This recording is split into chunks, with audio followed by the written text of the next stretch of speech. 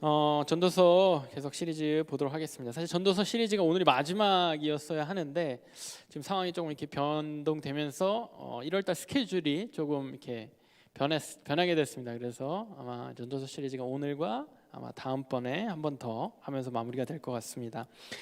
11장 오늘 11장 보도록 할게요. 전도서 11장 1절부터 8절까지 말씀 보도록 하겠습니다. 전도서 11장 1절부터 8절 저랑 여러분들 교독하도록 하겠습니다. 11장 1절 너는 내 떡을 물 위에 던져라. 여러 날 후에 도로 찾으리라. 2절 다른 거 찾으셨군요. 여러분들 성경 펴셔도 됩니다. 성경 펴시고 전화기 보셔도 돼요. 11장 전도서 11장 1절 제가 다시 읽고 여러분들 2절 이렇게 번갈아가면서 읽을게요. 1절 너는 내 떡을 물 위에 던져라. 여러 날 후에 도로 찾으리라. 7에게나 8에게나 나눠줄지어다. 무슨 재앙이 땅에 임할는지 내가 알지 못함이니라. 구름에 비가 가득하면 땅에 쏟아지며 나무가 나무로나 북으로나 쓰러지면 그 쓰러진 곳에 그냥 있으리라. 살피는 자는 파종하지 못할 것이요 구름만 바라보는 자는 거두지 못하리라. 바람의 길이 어떠함과 아이 벤 자의 태에서 뼈가 어떻게 자라는지를 네가 알지 못함 같이 만사를 성취하시는 하나님의 일을 네가 알지 못하느니라. 너는 아침에 씨를 뿌리고 손 놓지 말라.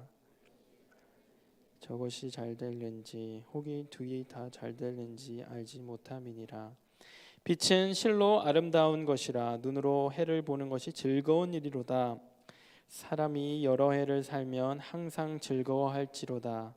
그러나 캄캄한 날들이 많으리니 그 날들을 생각할지로다. 다가올 일은 다 헛되도다. 아멘. 설교 시작하면서 오늘은 대비함의 허무라는 그러한 제목을 가지고 말씀 나누도록 하겠습니다. 설교 시작하면서 한번 영상을 한번 보도록 할게요. 영상 먼저 보고 계속 시작하죠. 도움이 꼭 필요한 요즘 AIG 띠링띠링. 요즘 같을 때 아파서 병원 가면 수술비는, 입원비는 수술비 걱정? 입원비 걱정? 이제 AIG가 있습니다. 체크! 질병 수술비의 질병 입원 일당을 보장하는 건강보험 AIG로 체크! 암은 재발 전이가 더 무섭잖아. 근데 한 번만 보장해주면 어떡해? 2번 AIG가 2번 보장해드립니다. 체크! 암은 계속 걱정되시잖아요. 그래서 암 진단비에 재진단한 진단비를 한 번 더 보장하고 뇌졸중 진단비, 급성 심근경색증 진단비를 보장하는 건강보험 AIG로 체크! 나 혈압약을 먹는데 보험 가입이 된다고? 정말? 됩니다. AIG는 가입됩니다. 체크!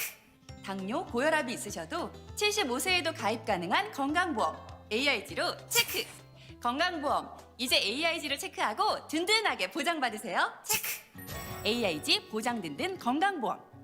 첫 번째 암은 암 진단비로 한 번. 재발 및 전이암은 재진단 암 진단비로 또 한 번.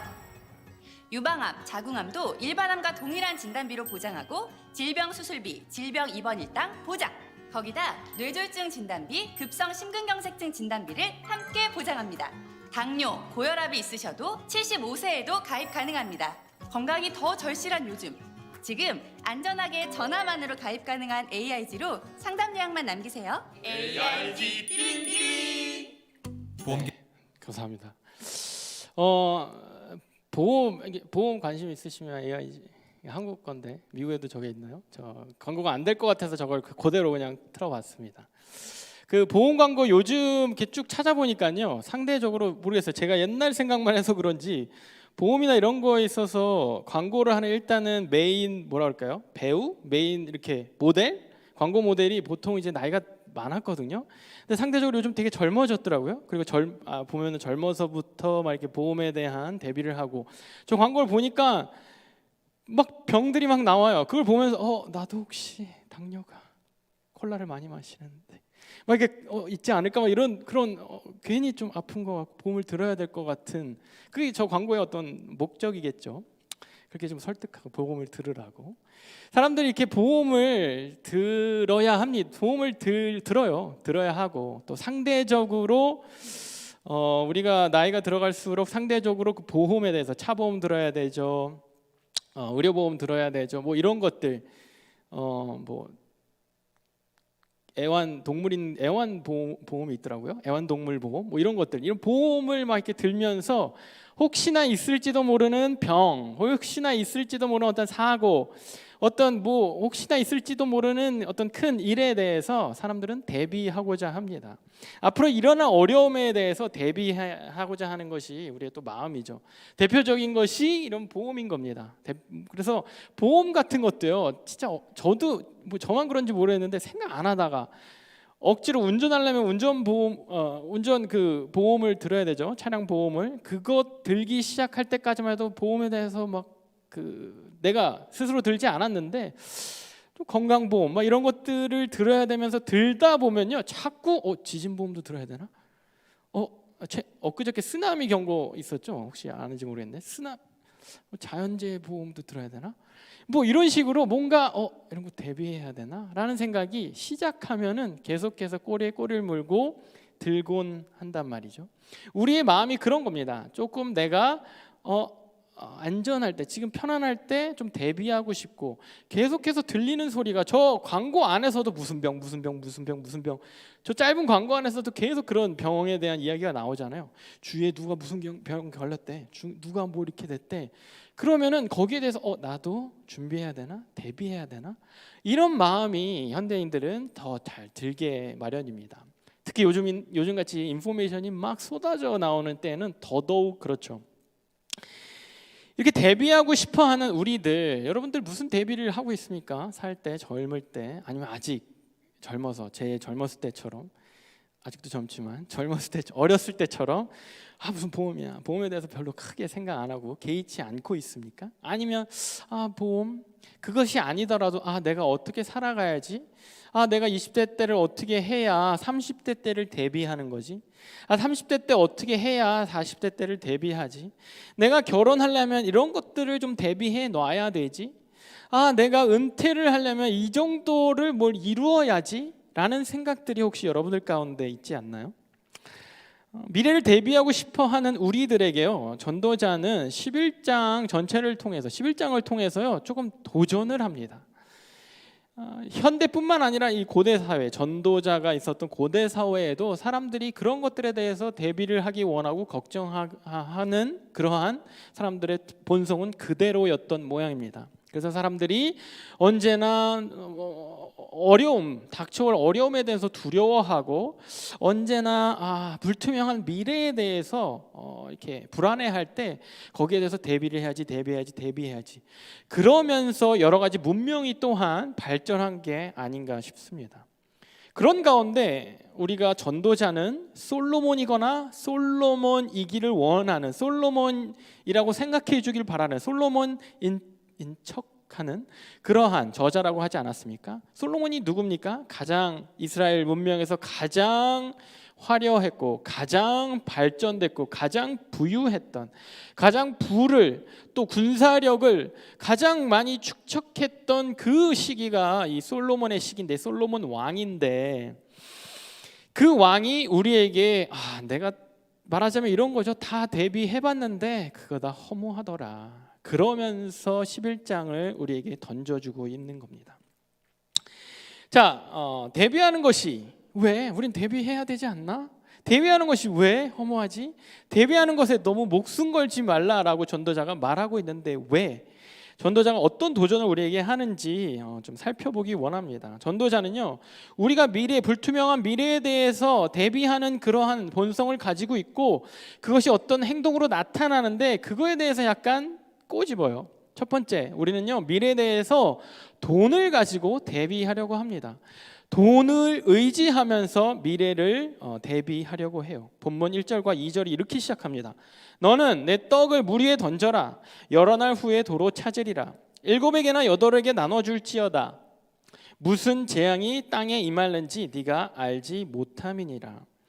자, 우리가 미래를 준비한다고 생각했을 때, 아, 내가 미래를 좀 준비해야지. 내 미래가 그래도 뭐 은퇴를 준비한다던가, 뭐 벌써 은퇴를 그렇게 가깝게 생각하는 사람은 없는 것 같은데, 최근에 그걸 뭐라고 표현해야 될까요? 조기 은퇴? 이렇게 코인이 소위 말해 떡상을 해서, 주식이 떡상을 해서 뭐 30대 때 은퇴, 회사 그냥 때려쳐, 40대 때 은퇴 때려쳐, 이런 사람들의 뉴스가 종종 들리죠.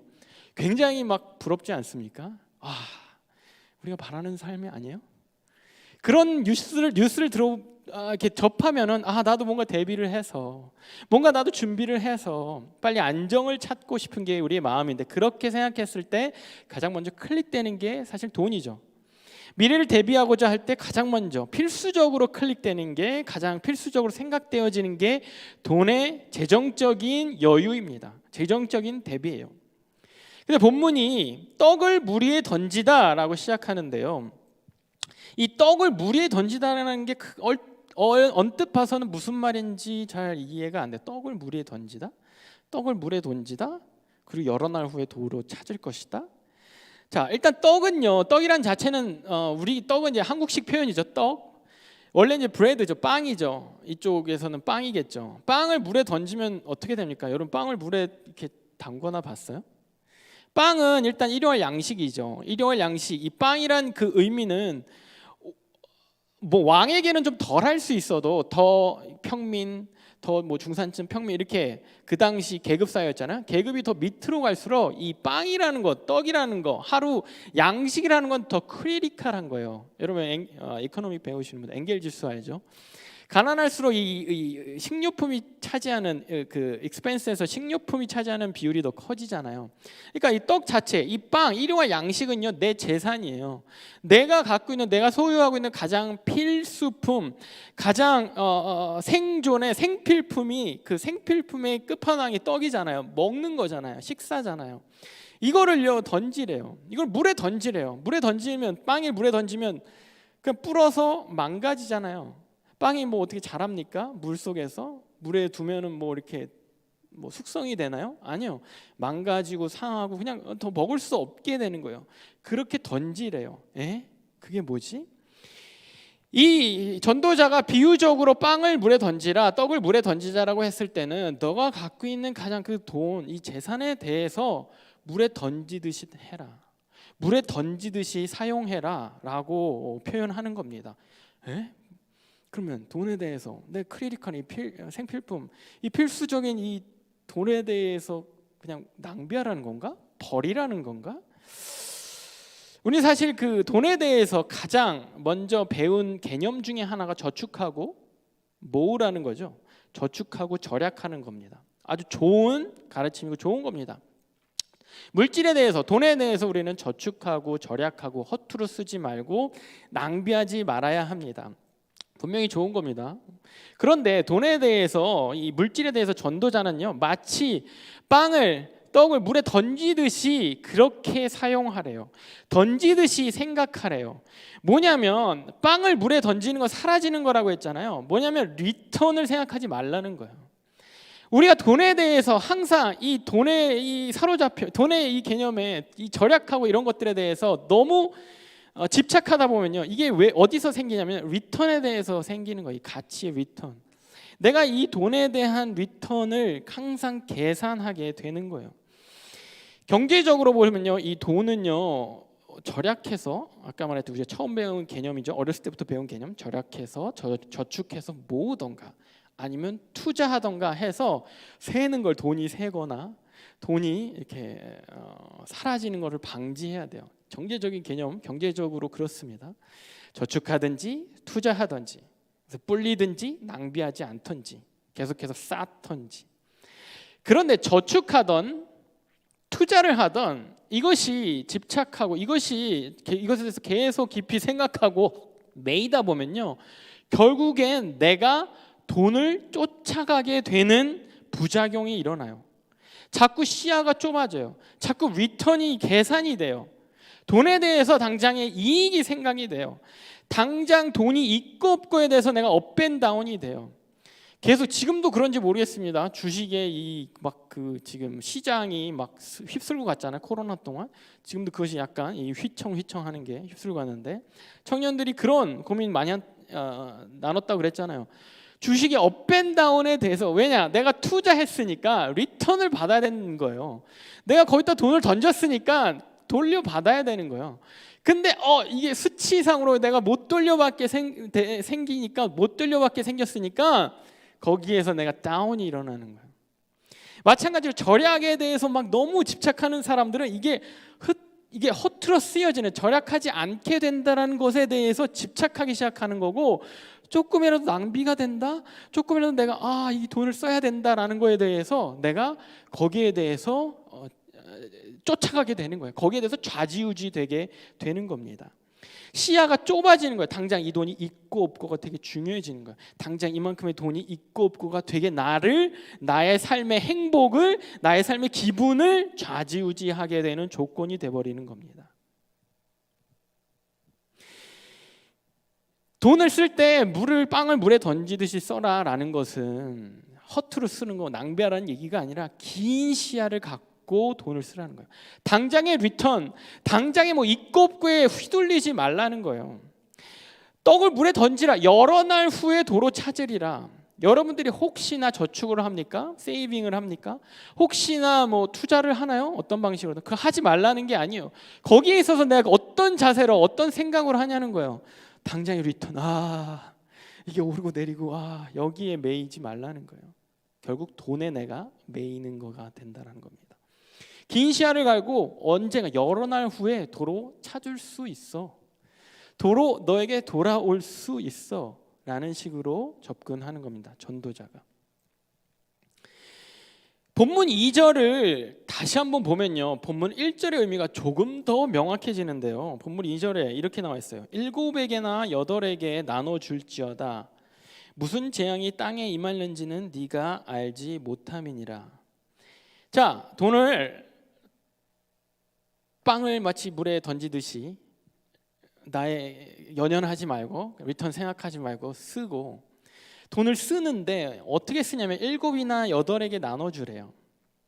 이것은 분산 투자를 말하는 전도자의 어떤 성견 지명인가? 역시 전도자는 투자의 기재. 이런 게 아니라 7에게 8에게 나눠주지다. 이 말은 7명에게 8명에게 나눠주라는 거예요. 이 본문 자체가 여러 가지 해석이 사실은 가능합니다. 그런 가능한 해석들 중 1, 2절을 같이 봤을 때 1, 2절은요. 자, 돈을 쓸 때 사람에게 쓰라는 거예요. 돈을 쓸 때 사람에게 쓰고 7이든 8이든 여러 사람에게 쓰고 그 돈을 쓸 때는 리턴을 생각하지 말고 계산하지 말고 빵을 물에 던지듯이 쓰라는 거예요. 그리고 좀 더 한 발자국 나아가면은 그렇게 쓰는 것이 심지어 자선하라는 거예요. 어려운 사람을 도우라는 거예요.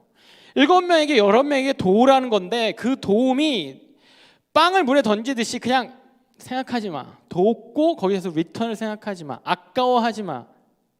너가 지금 선행을 쌓듯이 너가 불우한 이웃, 필요한 사람들, 어려운 사람들을 도울 때 돈을 쓰고 그 리턴을 생각하지 마. 언젠가 돌아올 수 있어. 1명, 2명에게 쓰는 것이 아니라 7, 8에게 그냥 계속 7, 8에게 그냥 나눠줘도 돼. 2절 뒷부분에 이렇게 돼 있죠. 무슨 재앙이 이 땅에 임할는지 네가 알지 못해. 너 들고 있는 붙들고 있는 거, 절약하면서 막 모으고 아껴서 모은 그 돈, 이 땅에 어떠한 재앙이 임해서 너 삶 가운데 어떤 일이 있어서 사라져 버릴지 몰라. 너가 그렇게 안달하고 매달리고 막 애쓰고 막 그래서 모은 돈 순식간에 이 땅에 어떠한 일이 일어날지 몰라. 그것이 다 한순간에 모래처럼 사라질지 몰라. 거기에 연연하지 말고 써야 될 때, 쓸 일이 있을 때, 특히 누군가에게 나누어 줄 때 리턴을 생각하지 말고 나누어 줘. 계산하지 말고 나누어 줘. 전도자의 이 조언과 상통하는 예수님의 말씀이 있어요. 누가복음 16장 9절입니다. 누가복음 16장 9절에 내가 너에게 말하노니 불의의 재물로 친구를 사귀라. 그리하면 재물이 없어질 때에 그들이 너희를 영주할 처소로 영접하리라. 자, 제물로요. 예수님은 친구 사귀래요. 돈 있니? 친구 사겨. 돈 어디다 쓰는 게 제일 값지냐면 친구 사귀는 데 쓰는 게 제일 값죠. 이게 뭐냐? 돈으로 친구를 사라라는 게 아니라 돈을 어디다가 쓰는 게 제일 값지냐면 사람에게 쓰는 게 제일 값죠. 돈에게 너 붙들고 의지하고 너를 위해 자꾸 돈 붙들고 있고 너를 위해 막 투자하고 너의 미래를 위해 막 그 돈을 막 어떻게 하려고 돈으로 뭔가 미래를 대비하려고 돈으로 어디서 안정감을 찾으려고 돈에게 의지하려고 붙들고 있지 말고 차라리 사람들에게 쓰고 친구 만드는데 사용해. 그리고 한 발 더 나아가서 이런 말씀이 있죠. 성경에 잠언 19장 17절. 가난한 자의 불쌍히 여기는 것은 여호와께 꾸어드리는 것이니 그의 선행을 그에게 갚아 주시리라. 전도자의 이 말과 조언과 일치하죠. 상통하죠. 예수님은 사람에게 쓰는 거, 사람에게 쓰는 게 그나마 돈이 쓰는 데 있어서 제일 값진 가치 있는 일이야. 그 가운데서도 가난한 자에게 쓰면 그게 이 사람한테 당연히 리턴이 돌아올 걸 기대할 수는 없지만 하나님한테 그거 꾸어주는 거다. 하나님한테 그거 투자하는 거다. 하나님이 반드시 갚아주신다. 이 얘기를 하는 겁니다. 어느 기업에 여러분들 투자하고 있습니까? 제가 애플에 주식을 갖고 있었다고 그랬죠. 지난 연말에 하도 돈 나갈 때가 많아서 팔았습니다. 여러분들을 보고 애플을 여러분들과 같은 애플 신도들이 있다면 애플은 망하지 않을 것이다 라고 생각했는데 뭐 어떡하겠어요. 당장 선물 나갈 때가 많은데 그냥 팔아버리고 그냥 쓰는 거예요. 왜? 사람들한테 투자하는 게 저도 맞다고 생각하거든요. 어느 기업, 뭘 위해 여러분들 투자하고 계십니까? 어디에 여러분들 돈을 둬야 가장 안정적이라고 생각하세요? 그 생각 자체가 여러분들 되게 우둔한 생각이라는 거예요. 사람들에게 돈은 내가 열심히 일해서 벌은 그 돈은 정말 가치 있는 것, 나를 위해서도 아니고 나의 미래를 위해서도 아니고 사람에게, 누군가를 위해서, 그냥 사람에게, 모든 사람에게 좋지만 그 중에 가난한 사람에게 만약에 투자를 한다면 더 값진 일일 것이고 하나님이 그거 기억하고 하나님이 내가 빚진 거야 라고 하나님이 알아주신다라고 하는 거예요. 돈으로 하나님에게 투자하라는 겁니다. 두 번째로 사람들이 미래를 대비하고 불투명한 미래, 언제 일이 터질지 모르고 언제 어려운 일이 생길지 모르는 그 미래에 대해서 대비할 때 나오는 현상 중에 돈에게 의지하죠. 두 번째가 너무 조심한다라는 거예요. 심한 조심성. 심한 조심. 본문 3절과 4절이 이렇게 진행됩니다. 구름에 비가 가득하면 땅에 쏟아지며 나무가 나무로나 북으로 쓰러지면 그 쓰러진 곳에 그냥 있으리라. 풍세를 살펴보는 자는 파종하지 못할 것이요 구름만 바라보는 자는 거두지 못하리라. 쉽지 않은 뭔가 시 같은 그런 3절과 4절, 9절이죠. 가만히 봐야 돼요. 여러분들 구름에 비가 가득하면 땅이 쏟아지고 나무가 이렇게 막 쓰러지면은 나무가 막 그냥 쓰러진 채로 그냥 길을 막고 있는 겁니다. 이게 세상 사람들이 보는 세상을 보는 관점이에요. 맞습니다. 여러분 비가 어제였죠. 어제도 갑작스럽게 또 비가 왔죠. 내일도 비 소식 있는 것 같은데 어쨌든 비구름이 확 몰려들면 비가 오겠네. 비가 실제로 옵니다. 나무가 팍 쓰러지면 길이 막혀요. 큰 나무가 쓰러지면 길이 막히고 막 돌아가야 되고 막 위험할 수도 있어요. 뭔가를 덮칠 수도 있습니다. 그런 것들을 보고 예상하고 비가 오겠네. 나가지 말아야지. 나무가 쓰러지겠네. 움직이지 말아야지. 그러한 타이밍을 조심해서 맞추는 게 세상 사람들이 하는 거예요. 누구나 하는 거예요. 모두가 하는 거예요. 저도 그런 거죠. 저도 그런 것들을 대비하고 막 예상하죠. 그런데 바로 이어지는 4절에 풍세를 살펴보는 자는 파종하지 못할 것이요. 이러한 것들을 자꾸 살피는 사람은 파종한다는 게 씨 뿌린다는 거거든요. 씨 뿌리지 못할 것이요. 구름만 바라보는 자는 거두지도 못하리라. 열매를 못 거둔다는 거예요. 뭐냐면 구름 꼈네. 비 오네. 나무가 넘어갈 것 같은데. 이거 자꾸 계산하는 사람은요. 씨 못 뿌려요. 이거 자꾸 이거 보고 망설이는 사람은 열매 못 거둔다는 얘기예요. 너무 조심하고 타이밍을 맞추려다 보면은 시작을 못 한다는 거예요. 전진을 못 한다는 거예요. 결과를 못 맺는다라는 거예요. 비 맞기 싫고 쓰러져 있는 나무 같은 장애물을 만나기 싫은 거 당연한 본능이죠. 그죠? 그런데 자꾸 비 안 맞는 선택하고 자꾸 쓰러져 있는 나무를 쓰러진 나무를 피해 가려는 선택을 하면 비를 피하려는 대비, 나무를 피하려는 대비 거기에만 집중하면, 거기에만 막 조심스러워서 막 자기를 막 이렇게 보호하면 씨 못 뿌리고 열매 못 거둔다는 거예요. 씨가 뭡니까? 열매가 뭡니까? 성경 보면 영적인 일에 항상 씨에 대한 얘기가 나와 있어요. 씨 뿌리는 자의 비유, 겨자씨만한 믿음, 그 열매도 항상 추수할 일꾼이 필요하다는 그 예수님의 뭐라 그럴까요? 하소연, 그리고 성령의 열매. 이 씨와 열매는 성경에서 항상 영적인 거예요. 이 영적인 것들에 대해서 내 삶에 찾아오는 영적인 도전, 영적인 어떤 그 시도들이 항상 내가 구름 보고 있다가, 내가 쓰러지는 나무 보고 있다가 시작을 못 한다는 거예요. 영적인 성장을 해야 되는데 구름 비 올 것 같은데, 나무가 저기 쓰러져 있는데, 너무 길이 막힌 것 같은데. 전사님, 이번 학기 구름이 잔뜩 꼈어요. 이번 학기 성적표 아니죠. 스케줄 구름이 너무 잔뜩 꼈네요. 이번 회사는 정말 비가 쏟아지고 있습니다. 이번 직장은 정말 비가 쏟아지고 있어요. 직장 구하는데 계속 비 오고 있어요. 저 사람과의 관계에 나무가 쓰러져 있어요. 이번엔 안 될 것 같아요. 이번에는 집 밖에 나가면 안 될 것 같아요. 이번에는 가면 안 될 것 같아요. 우리 영적인 것들에 대한 도전, 내 마음에 오는 그런 챌린지에 있어서도 조심한다는 거예요. 너무 비를 맞기 싫어한다는 거예요. 너무 그 쓰러진 나무를 해치고 부수고 아니면 건너가는 것에 대해서 너무 힘들어한다는 거예요. 그러면 이런 대비에 대해서 전도자가 경고하는 거예요. 전도자가 그런 거 두려워하지 마라고 우리에게 도전을 하는 거예요.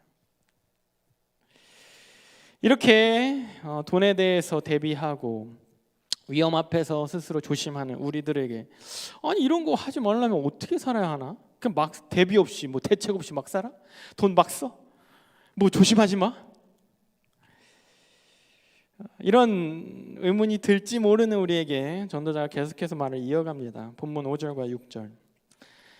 바람의 길이 어떠함과 아이 벤 자의 태에서 뼈가 어떻게 자라는지를 네가 알지 못함 같이 만사를 성취하신 하나님의 일을 네가 알지 못하느니라.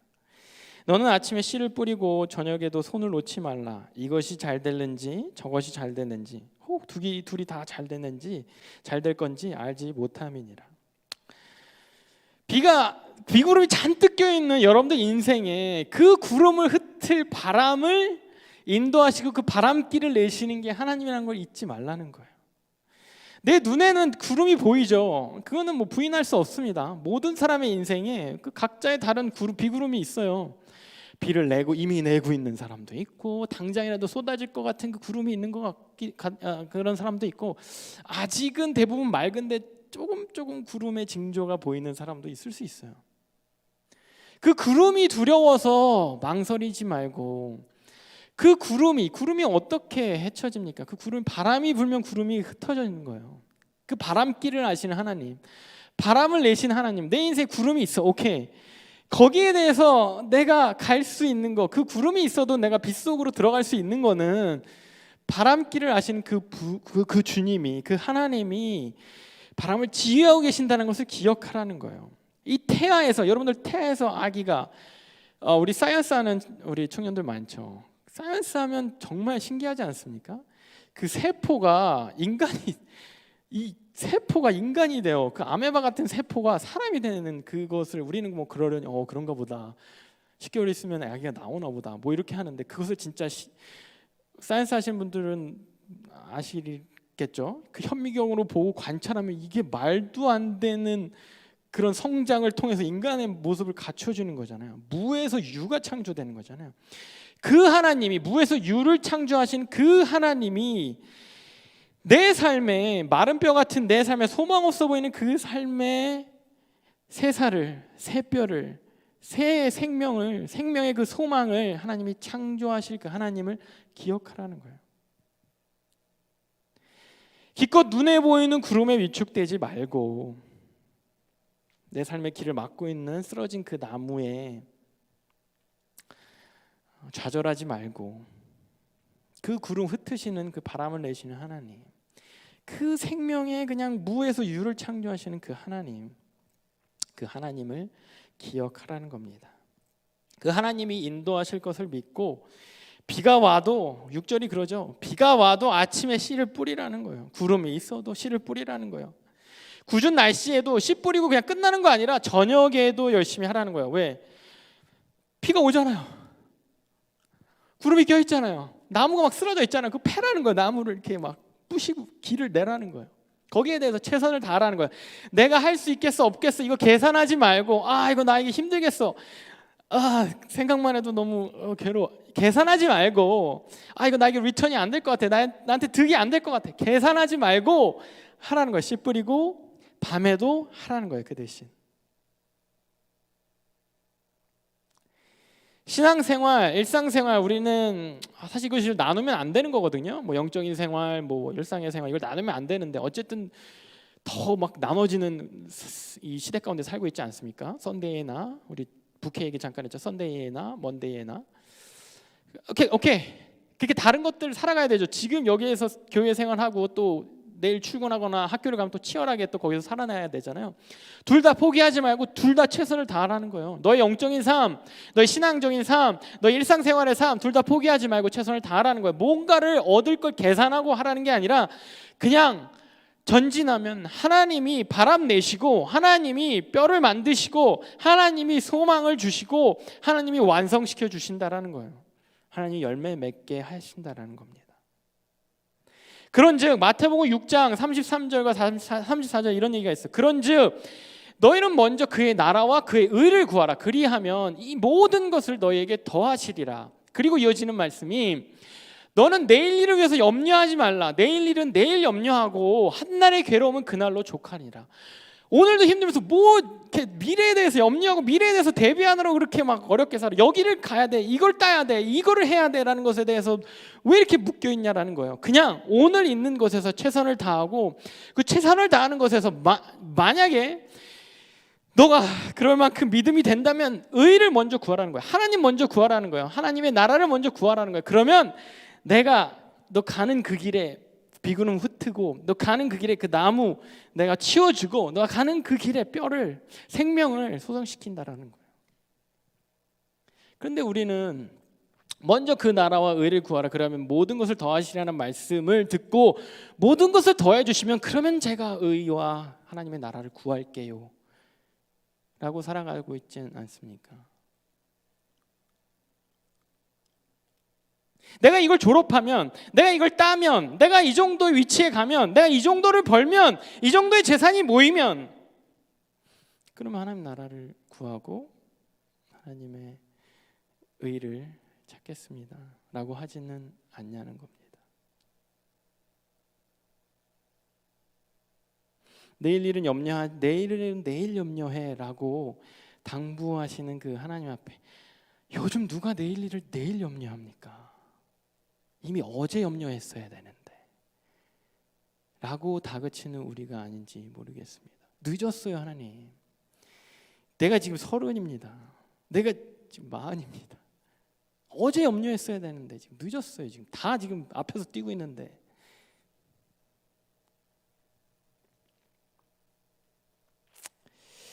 우리더러 염려하지 말라는 격려를 전도자도 보충하고 있습니다. 본문 7절과 8절.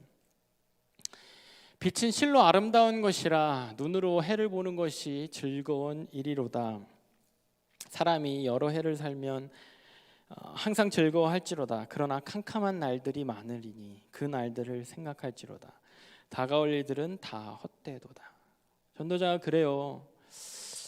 어둠이 캄캄한 날도 있고 구름 낀 날도 있고 그런 날들을 두려워하지 말고 구름 속으로 빛 속으로 뛰어들어서 전진하다가 보면은 해가 날 거야. 해를 보게 될 건데 빛이 막 여러분들 구름 사이로 막 흐린 날 아니면 비 오는 날 빛이 쫙 뚫고 들어오는 거 보신 적 있죠? 너무 아름답고 막 멋있지 않습니까? 그거를 구름 속에 있는 사람이 보는 거예요. 구름 안에 있는 사람이 그 빛을 더 가까이 보는 겁니다. 구름이 껴서 안 들어가고 있는 사람에게는 언제나 맑은 날 오냐고 불평이 쌓이는 거예요. 구름 속에 있는 사람들은요, 그 한 줄기 빛이 너무나도 아름답고 은혜로운 거예요. 그 빛의, 그 해의 아름다움을, 감사함을 찬양할 수 있는 사람은 구름 속에 있는 사람이에요. 8절에 말하죠. 캄캄한 날이 여러 날이 있을 거라고. 그런데 즐거워하라고. 살면서 항상 즐거워하라고. 캄캄한 날이 현실이에요. 팩폭입니다. 캄캄한 날이 여러 날이 있을 거야. 너의 삶 가운데. 걱정하지 마. 여러 날이 있을 거야. 그런데 즐거워해도 돼. 왜? 빛이 치고 들어올 거야. 하나님이 그 구름 걷어내시고 네 삶의 빛을, 해를 비춰주실 거야. 그 은혜를 만끽해. 그것을 즐겨라고 조언해주고 있는 겁니다. 그 캄캄한 날들이 오히려 헛되다는 것을 느끼게 될 거야.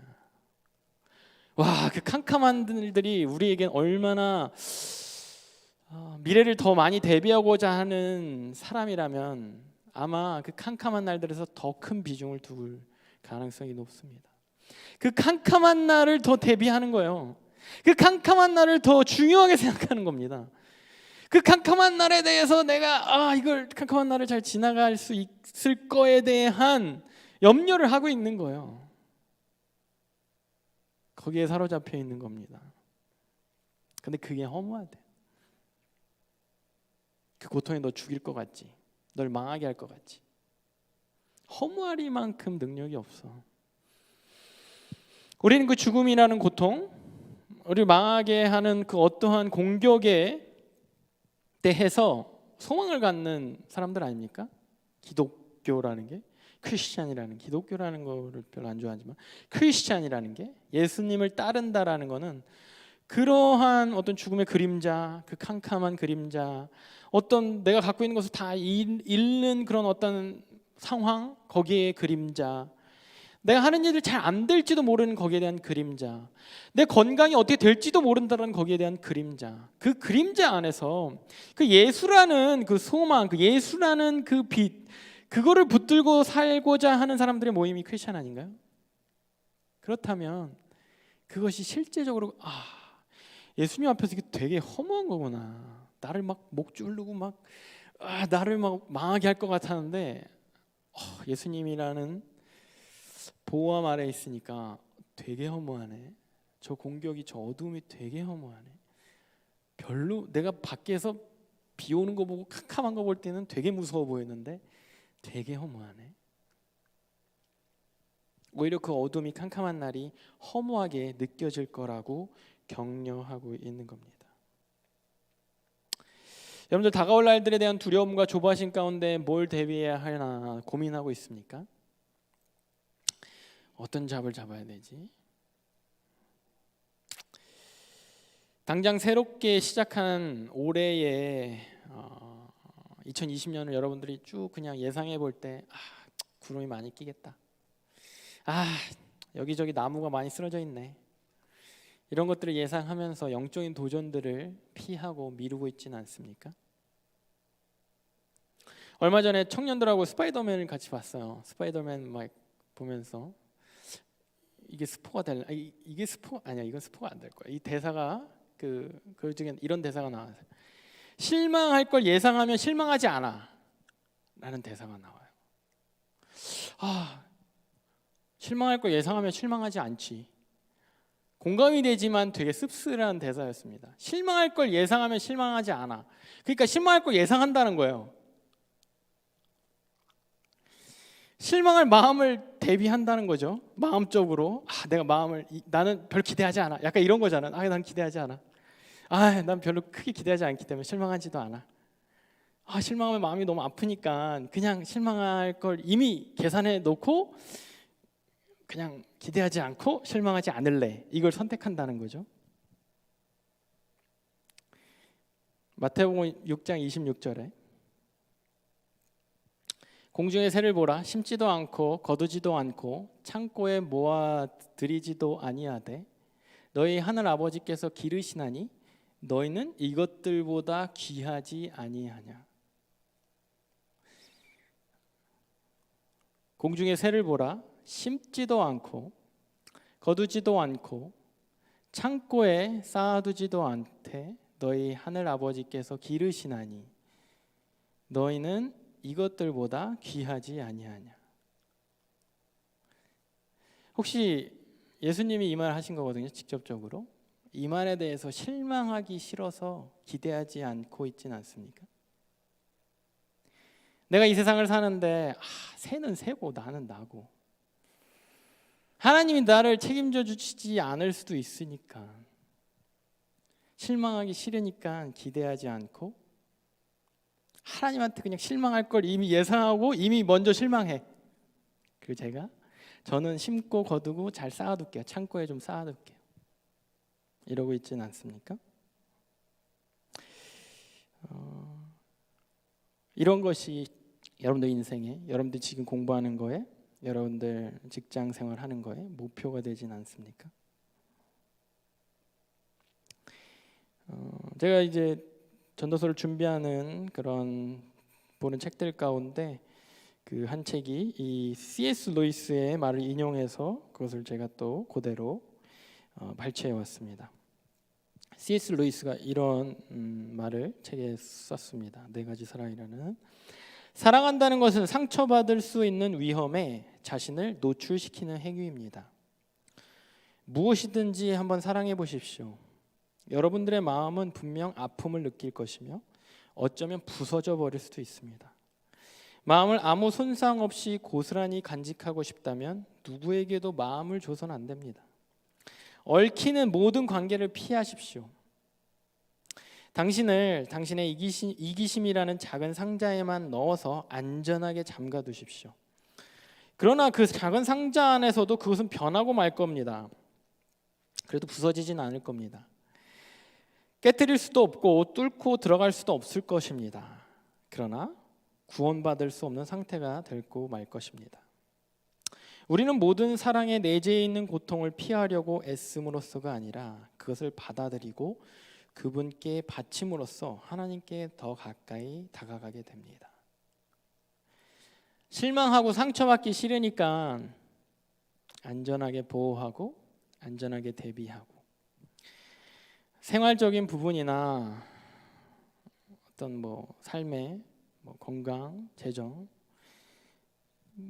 지위 이런 부분들, 심지어 당장 내 이모셔널 감정적인 부분들에 있어서 다치고 부서지고 깨지는 거, 구름이 끼고 비가 내리고 캄캄해지는 것이 너무 두려우니까 사랑하기를 주저하는, 다가가기를 주저하는, 베풀기를 주저하는 우리들에게 C.S. 루이스가 약간은 sarcastic한 그러한 어조로 이러한 말을 하지 않았나 모릅니다.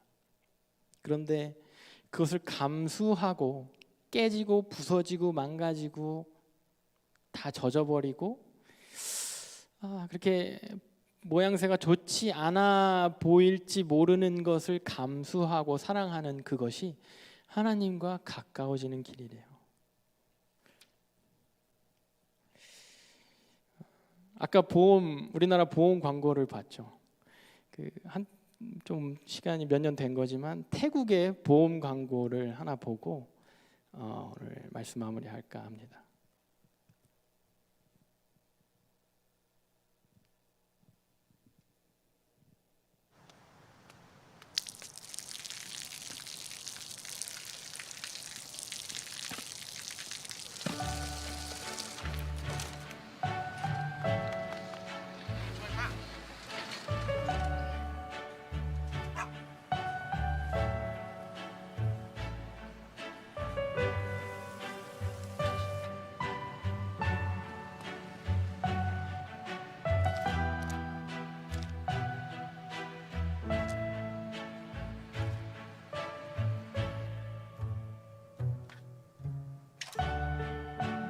เขาจะได้อะไร ถ้าเขาทำแบบนี้ทุกวัน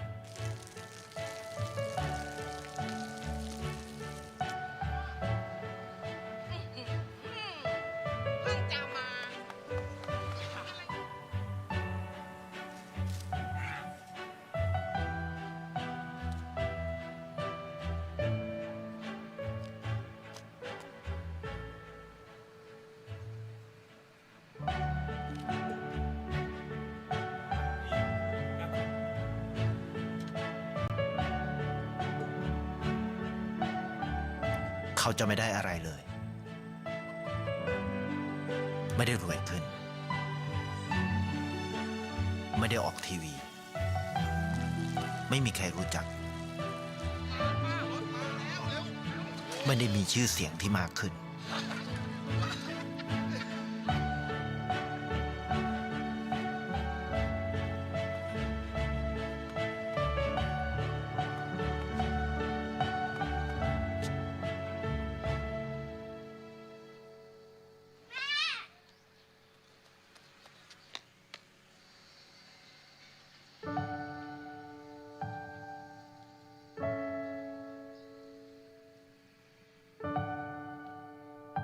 เพราะสิ่งที่เขาได้ คือได้แค่ความรู้สึก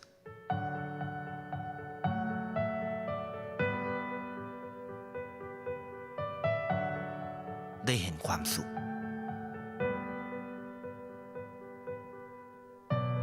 ได้เข้าใจ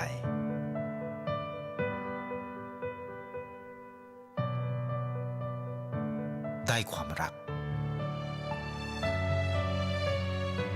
ได้ในสิ่งที่เงินซื้อไม่ได้ ได้โลกที่สวยงามกว่าเดิม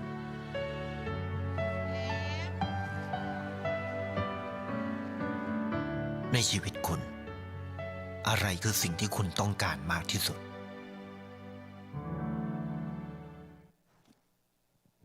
네, 태국의 보험회사가 더 따뜻하네요.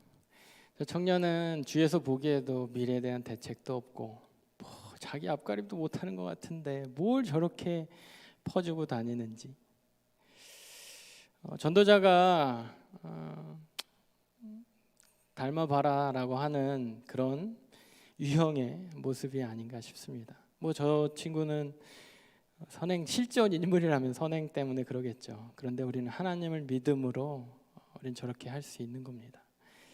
하나님을 믿고 우리가 의지하는 것들, 우리가 걱정하는 것들, 우리가 대비하고자 하는 것들로부터 자유해지시는 그 자유함으로 우리가 더 가치 있는 일에 우리의 물질을 쓰고 우리를 위해, 나 스스로를 위해 대비하기보다 정말 남을 위해 내가 갖고 있는 어떤 리소스들을 쓸 줄 아는, 뿐만 아니라 나의 삶 가운데 영적인 그런 도전들이 왔을 때 비구름이나 컴컴한 날 쓰러져 있는 나무들을 두려워하지 않고 과감하게 발을 디딜 줄 아는 영혼독체가 되기를 소원해 봅니다. 창팀 나와주시고요.